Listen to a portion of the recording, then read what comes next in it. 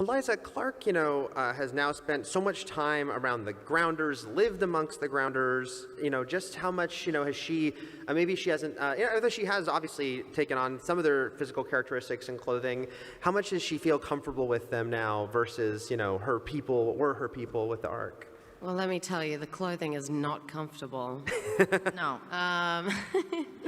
I think she feels very comfortable. I mean, especially through Lexa, she feels like she's a part of them and wants to protect them as much as she wants to protect the Sky Crew.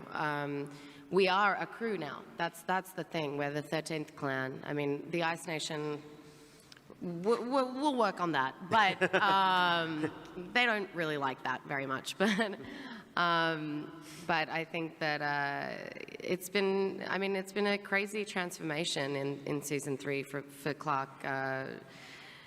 Just kind of understanding the ways of the Grounders and wanting to amalgamate our worlds for good, for the good of the human race, and especially now with this new threat, I think it's more important now more than ever. Mm-hmm. And Ian, you mentioned the fact that Kane is a leader, which he definitely is, and a very natural one, and seems to be a very skilled one. But he's often, last season he kind of didn't want to just take that role on, which ended up kind of backfiring on him with Pike. But he also is, at times, as I look back at season 2, he kind of acquiesced a bit more to Clark as a leader when Abby wasn't really ready for that. How does he feel about, Clark and the fact that she's sort of risen up as this leader figure almost alongside him at some points? I think I didn't give it up to Pike. I think foolishly I thought that I would win the election, and I lost. And I blame Bellamy. And so how do I feel? Well, we'll see. Now there's a void in leadership, certainly in Polis, and there's no elected chancellor. So I think episode 1 will answer that question, because we need to fill that void very quickly.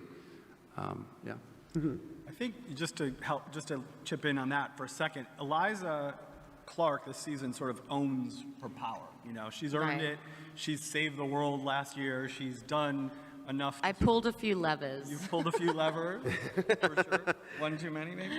But yeah, so I think Kane and Abby as well recognize that. Like they recognize that they're dealing with someone special, and it's her time. It's her time to do it again, really. Yeah. And I think it's about time that we spoiled something for everyone. It turns out that Kane is my dad. Sorry. All right. No, that's it. That's kind of interesting, because in the first episode, season 1, I was meant to be somebody's father, but then it still might be you. somebody else's father in the script.